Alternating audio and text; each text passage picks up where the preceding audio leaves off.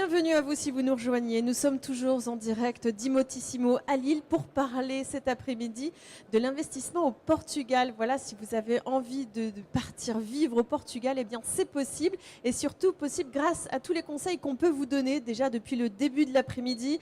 On vous a déjà donné tous les atouts du Portugal, on vous a montré certaines régions, là où il faut investir, là où il fait beau. Là, évidemment, le Portugal, il fait partout, il fait beau. Et là, on va rentrer un petit peu dans le côté un peu plus technique, un peu plus législatif, administratif. Mais il faut savoir tout cela avant de partir vivre au Portugal. Et c'est avec Maître Mathilde Soucena. Bonjour. Bonjour. Vous êtes avocate chez Tels, donc c'est un cabinet d'avocats portugais. Donc vous êtes à Lisbonne et à Porto. Exactement. Le cabinet est un cabinet d'affaires, de droit des affaires de manière générale. C'est un cabinet qui compte 120 avocats. On est répartis sur Porto et Lisbonne. On accompagne nos clients essentiellement des sociétés, mais également des particuliers et surtout des particuliers investisseurs. Et vous êtes ici, à Imotissimo, à Lille. Alors voilà, moi-même je suis avocat au barreau de Paris et ça fait 10 ans que j'exerce au Portugal également.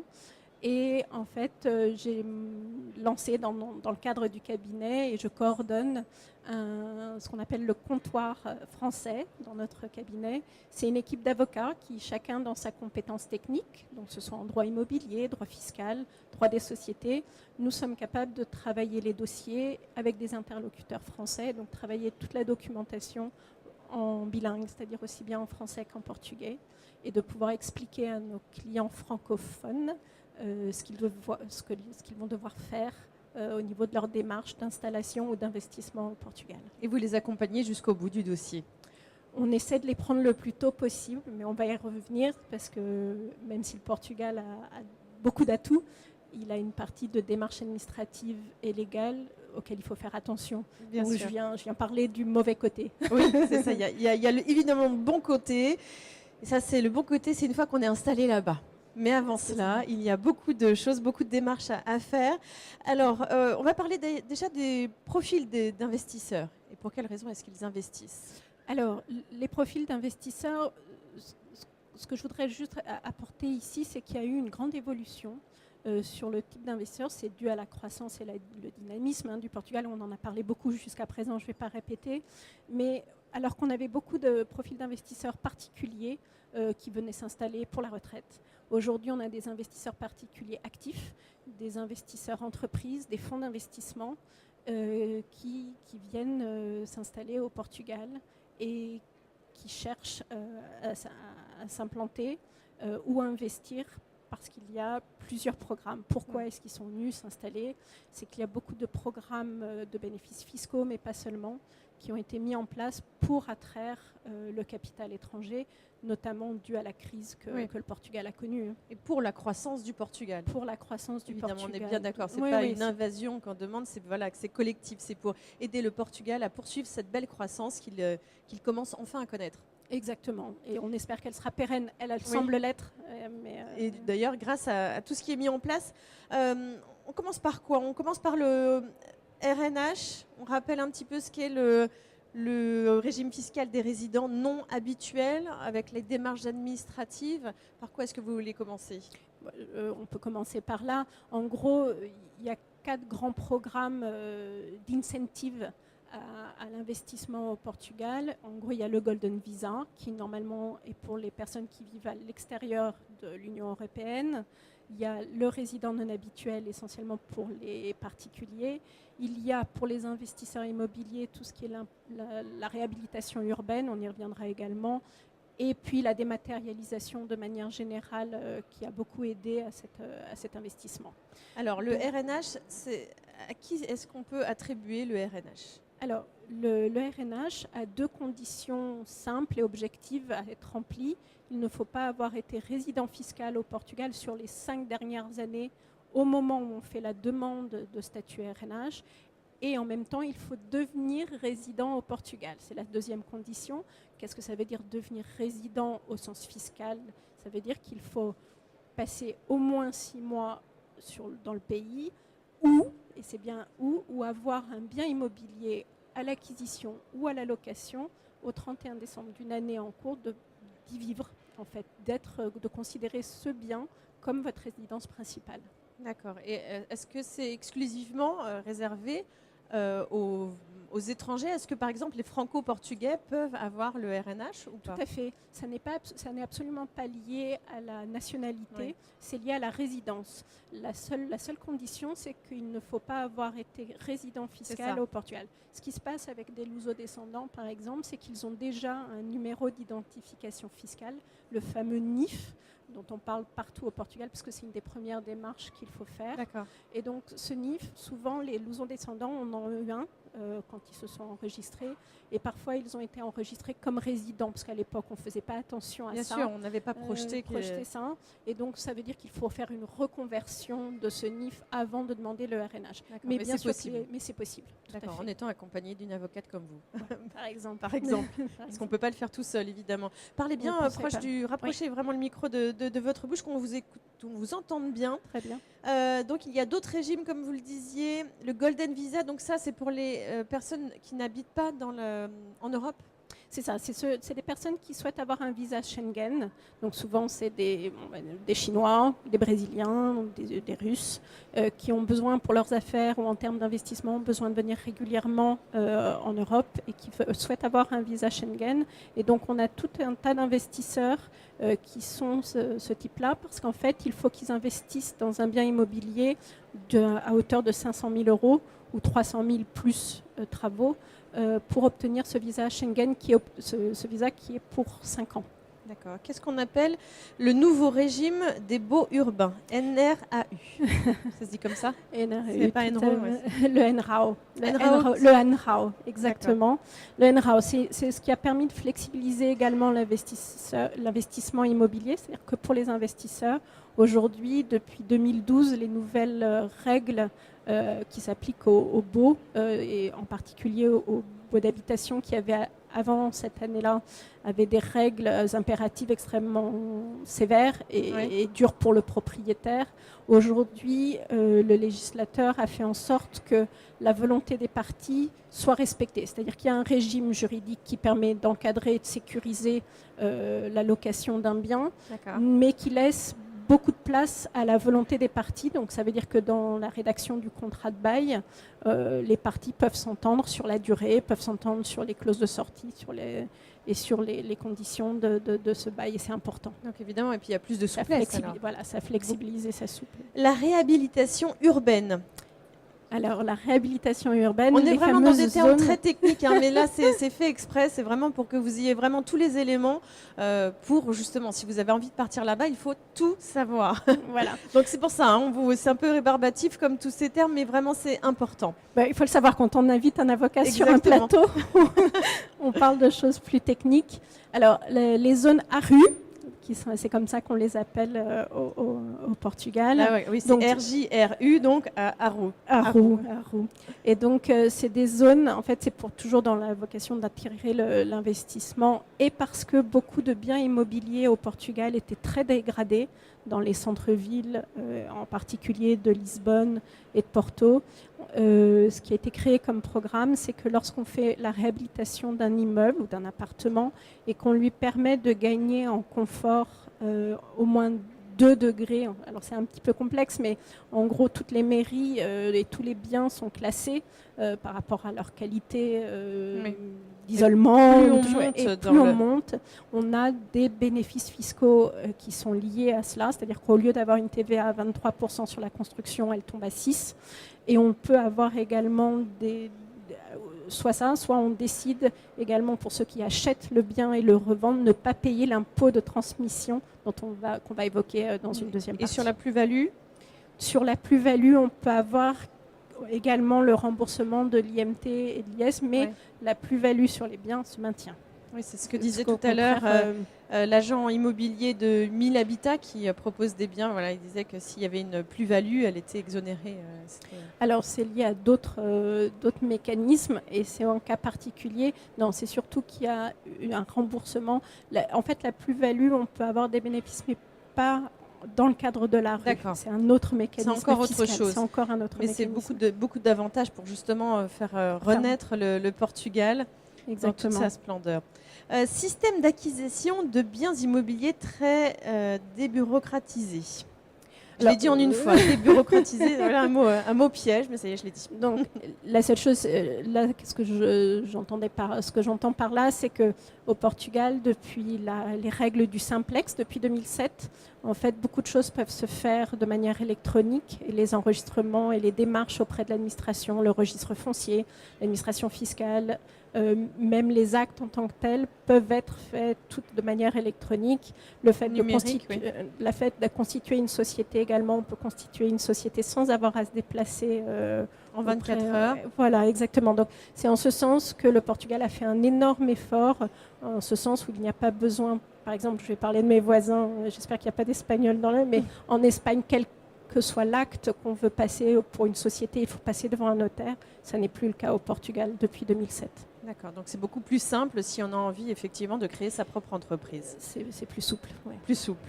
On va passer à la deuxième partie sur les procédures de l'investissement immobilier au Portugal, à commencer par les transactions immobilières. Alors, sur les transactions immobilières, je crois que la chose la plus importante quand on vient de France et qu'on veut investir au Portugal, c'est qu'en France, on a tout de suite le premier réflexe, c'est de contacter son notaire. Parce qu'en France, lorsqu'on transmet un bien, qu'on le vende ou qu'on veuille l'acquérir, on se dit il faut que je passe devant un notaire. Alors au Portugal, on peut passer devant un notaire également, c'est conseillé en fin d'acte, mais le notaire ne va pas du tout faire les mêmes choses et il ne va pas vous garantir les mêmes choses qu'un notaire français. Et donc au Portugal, les transactions passent normalement par un avocat. D'accord. Et normalement, les Portugais, même eux, ils passent par un avocat. L'avocat, il intervient tout de suite à partir du moment où le bien était identifié, parce qu'il va intervenir pour faire l'audit juridique de tous les documents. C'est vrai que les Français ont plutôt l'habitude de passer vers un notaire pour justement faire tous ces compromis, alors que les avocats en France aussi ont cette capacité-là. Exact. Aujourd'hui, mais ça date de pas très longtemps. C'est récent. Ça, c'est très récent. On conseille de transaction immobilière. Alors qu'au Portugal, c'est dans les mœurs depuis toujours. C'est un avocat qui s'occupe des transactions. Normalement, c'est un avocat qui s'occupe des transactions. Donc, qu'est-ce que ça veut dire s'occuper des transactions? Ça veut dire accompagner tout le dossier depuis l'audit juridique de tous les documents, parce que je parlais de débureaucratisation. Oui. Mais néanmoins, la transaction immobilière continue à avoir énormément de documents à vérifier. Un document physique. Oui, enfin, on peut les dématérialiser, mais il faut les regarder quand même. Oui, quand même. Tout à fait.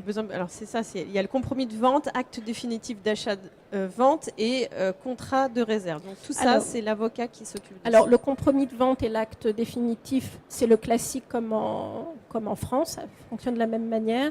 Le contrat de réserve est quelque chose qui n'est pas encadré juridiquement dans le Code civil au Portugal. Ça a été créé par la pratique du fait de tellement de personnes recherchant des biens et de moins en moins de biens disponibles. Il y avait une guerre pour savoir qui allait rester avec le bien. Donc les agents immobiliers ont créé la figure du contrat de réservation ou de réserve.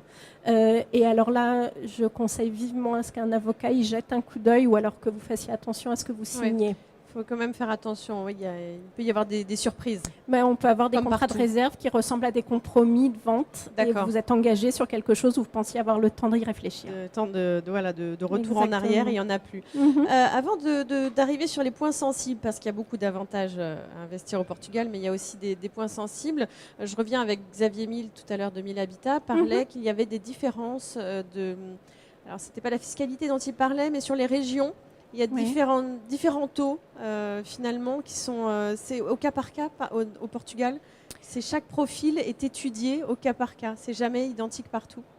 Alors, ça dépend de quel impôt on parle. L'impôt sur la transmission en tant que tel, dans le cadre de l'acquisition, est à un niveau national.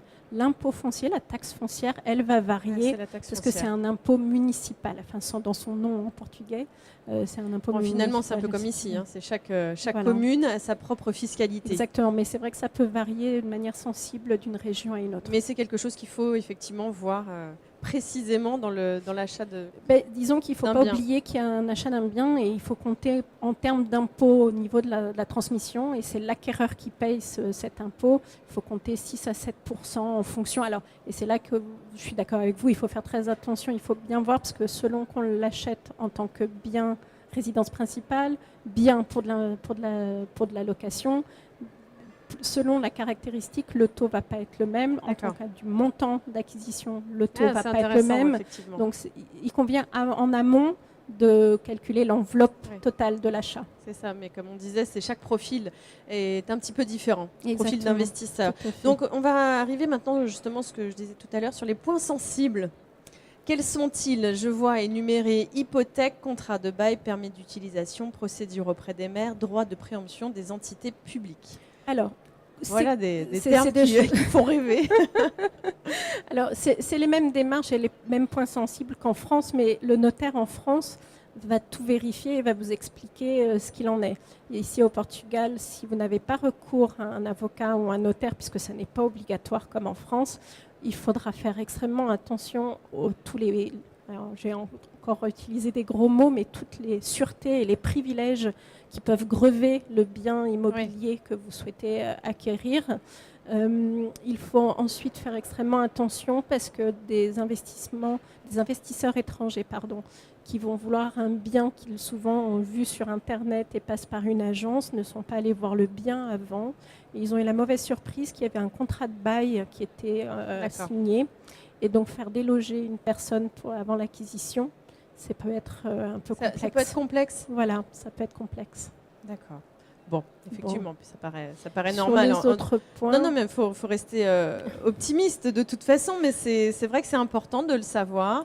Et conseiller. De manière générale, si on voulait résumer on n'a pas fini, mais c'est d'être accompagné d'un avocat. Je pense que d'un avocat, d'un sollicitador ou d'un notaire. Je ne cherche pas bien sûr. Mais ceci dit, ça a l'air d'être plus dans les mœurs au Portugal d'être accompagné par un avocat. Oui, c'est vrai. Et alors, c'est mieux de se faire accompagner d'un avocat qui parle français, comme vous, et donc qui a justement ce lien entre les deux, entre la France et le Portugal. Je pense qu'au-delà de la question de la langue, qui est importante, bien sûr, parce que ça aide à comprendre les terminologies différentes, mais je pense qu'en plus, le fait... quand on est dans un cabinet comme moi et qu'on a le double barreau, on est capable d'expliquer juridiquement la différence entre les termes et la façon dont ça se passe. Excusez-moi, ça doit être hyper compliqué finalement d'avoir le code pénal d'un côté français et l'autre... Il y a des gros pavés, j'imagine, à apprendre. C'est certain. Vous les connaissez tous ou de temps en temps vous trichez, vous allez fouiller un petit peu? Alors, je vais toujours fouiller. Bien vérifier, effectivement, mais ça doit être... du boulot quand même, d'avoir les deux législations à avoir en tête. Oui, mais aujourd'hui, on est très spécialisé et on finit c'est ça, par... vous êtes une experte. Ne l'oublions pas. Être des experts, c'est ça. On revient sur les points sensibles. Permis d'utilisation, qu'est-ce que c'est? Alors, le permis d'utilisation, c'est quelque chose que, là, pour le coup, on n'a pas en France et qui existe au Portugal. C'est que tous les biens immobiliers doivent être accompagnés d'une licence ou permis d'utilisation qui est lié et qui dit à quoi peut servir le bien. Les seuls biens qui ne sont pas concernés sont les biens qui auraient été construits avant 1951 et qui n'auraient pas souffert de travaux. D'accord. C'est des démarches à faire auprès de la mairie et malheureusement au Portugal, beaucoup de biens immobiliers anciens n'ont pas leur licence ou alors parce qu'ils étaient avant 51, on n'a pas fait en sorte qu'ils aient une licence. Malheureusement, les propriétaires, entre-temps, ont fait des travaux, n'ont pas fait les démarches qu'il fallait auprès de la mairie et vous ne pourrez pas acquérir le bien ou alors ça va vous coûter cher d'obtenir le permis d'utilisation avant l'acquisition. Oui, c'est ça. Il faut avoir le permis d'utilisation. Il faut être sûr de pouvoir l'obtenir avant d'acquérir le bien. Exactement. D'accord. Et dans ces cas-là, si vraiment il n'y est pas, mais qu'on veut absolument obtenir ce bien... Il faut nous-mêmes faire les procédures auprès de la mairie. Ça veut dire prendre un architecte, un ingénieur civil qui va préparer tout le dossier comme pour une construction. D'accord. Et qui va ensuite, plus le temps que la mairie étudie le dossier mais et ça payer ne les reste taxes. pas impossible. Ça ne reste pas impossible. C'est plus compliqué. Ça change l'enveloppe d'acquisition. Donc il y a beaucoup de procédures auprès des mairies, donc justement ce permis d'utilisation.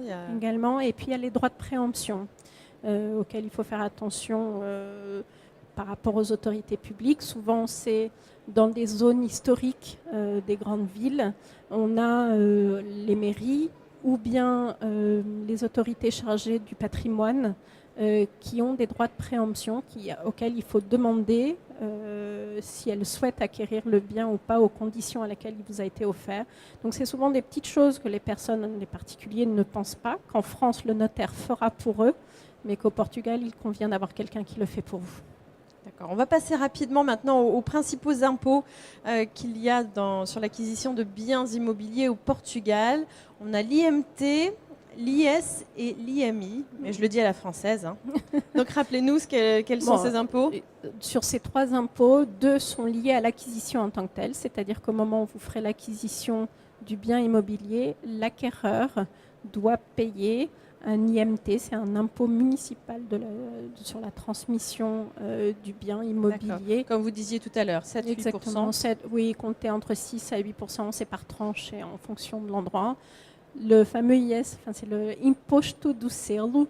C'est Imposto do Solo, du sol. Droit du sol, c'est ça? Non, c'est les droits de timbre, c'est les droits rien à voir. d'enregistrement. Donc là, c'est 0,8% de la valeur d'acquisition du bien. D'accord.